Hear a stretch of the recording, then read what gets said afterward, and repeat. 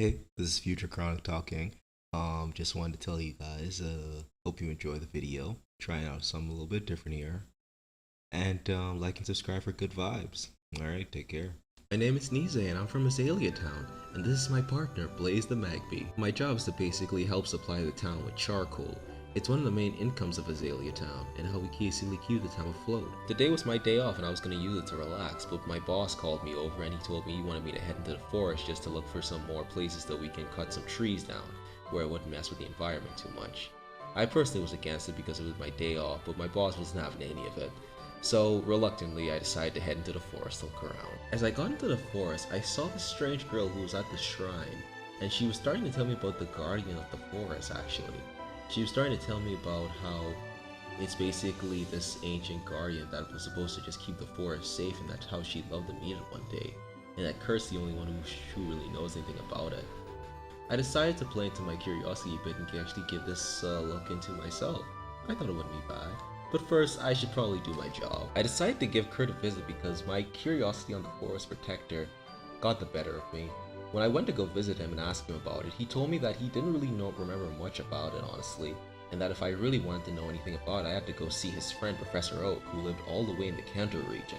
But it's a really far away trip. I've never actually explored outside of Johto before, so I wonder if I could even do this. I tried to head back into the forest to find the girl to tell her what I knew, but she was just gone, not a trace in sight. I tried to ask Blaze what he thought about it, but he was just too invested in the trees. God damn it, Blaze. I headed back to my boss telling him that I wanted to take a bit of time off from work to basically, I basically just lied. To just have some time to actually look into this more. So I decided to take this time to actually go out so that I could head to Goldenrod City and take the train there so I could head to Kanto. But unfortunately, we did bump into some problems here and there, some wild Pokemon, but it was nothing that me and my partner couldn't handle. We've been doing this for years. Also, we ended up finding this strange guy who gave us the TM headbutt. After that, we were making our way through the Route 34. Blaze was getting a bit exhausted, so I decided to sneak a little bit, get past some trainers. After our little excursion in the forest, I actually noticed that Blaze had a few impressive moves like Mega Punch and Cross Chop. I never really noticed these at first because I only used to use Blaze to burn down trees. But we were stopped by this one trainer and we had to initiate a battle with him. Blaze was a bit wounded, but we tried to push through. It took a bit, but we managed to get through his Pokemon with a few Cross Chops. And then afterwards, we just dashed towards Goldenrod City and headed straight to the Pokemon Center. Then afterwards, I decided to actually hop on the Goldenrod train and make my way to the Kanto region. It was a bit of a strange but bumpy ride, but hey, I managed and I made it. We made it into Saffron City. I took a bit to look around, not too long honestly, and I went to just ask for some directions because this was my first time in the Kanto region, so I didn't really know where I was going. I got from some people that I need to head to Cerulean City, and then afterwards just make my way through Mount Moon.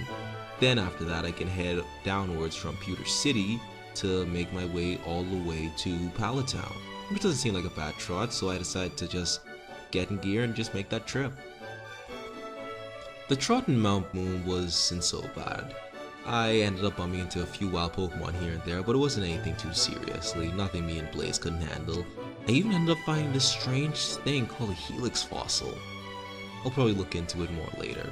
Then afterwards, I found this strange dude with a yellow Swinub who said he was an ace trainer, and he was talking about he was looking out for footprints all over the area, because it sometimes can like tell you if a Pokemon is still in said area. I tried not to stick around too long because I didn't want to end up finding that Pokemon as well, and I immediately just tried to make my way so I could exit out of the cave. Once I came out of the cave, I went to the nearby Pokemon Center there just to rest up for a little bit and talk to some of the people. And I ended up finding this man who told me he was going to give me an offer for a special Pokemon. I was very curious about it, so of course I said yes. But then, it turns out that he gave me a Magikarp. I got ripped off. But hey, it was yellow, so I try not to think too badly of it. I nicknamed it Koi, and the dude told me that he wasn't giving any refunds, so what can you do? I finally made it to Pewter City. Bit of a rough and stony place if you ask me, honestly. I visited the museum and found out some strange things about some fossil Pokemon.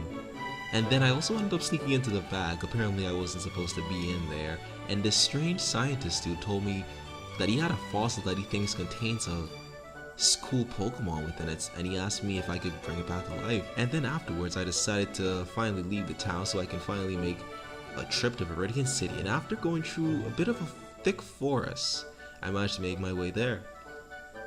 Luckily enough, I managed to talk to some of the people there, and it turns out that Pallet Town isn't too far away. But since I was so close, I decided to relax a little bit, and I was told there was a battle area that trainers usually would go to, so I decided to give it a look for myself. I did a few battles, well, it was mostly just one with Blaze.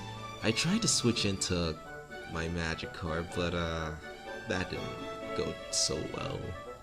But other than that, we still managed to win the battle, and after this, we decided to head down to Pallet Town so we could finally meet Professor Oak. After one last trip to one last route, we finally made it to Pallet Town, and we went straight to Professor Oak's lab. We went up to meet the guy, and he seemed like a pretty swell dude. I tried asking him about the mystery of the Guardian of the Forest that Kurt was telling me a bit more about, and he told me that he does know something about it, but he doesn't feel like he should share this information with every single trainer, because he doesn't feel like these type of Pokemon should be disturbed by just anybody, so I had to prove myself. But the problem was that I didn't really have any gym badges, or I never really encountered any phenomenons like this before. So what Professor Oak told me is that in order to prove myself, I needed to battle him. And with a bit of agitation, I readied my Pokeball, and I said yes. There was a bit of intensity in the air as Professor Oak threw out his first Pokemon. It was an Eevee, surprisingly enough. I threw out Blaze and we immediately began the battle. I started off with a cross chop. The Eevee tried to growl to basically lower the strength of the cross chop, but we still managed to do a good hit on it. We managed to make a critical hit on the Eevee. Good progress. But before we could do any more damage to it, the Eevee decided to use Baton Pass.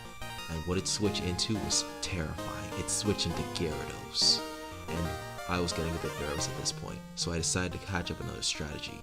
I decided Smog, so that I could be able to poison it. But it tried to use a Hydro Pump, and we were able to dodge it, thankfully. So we tried using Smog again, and we actually managed to poison it. This time, we were going to try and go for a Mega Punch, but sadly, we couldn't dodge forever, and the Mega Punch did not work. We ended up getting hit by the Hydro Pump. I tried sending out Magikarp to see if we could do anything else, but at that point, what could we do? It was over. We lost.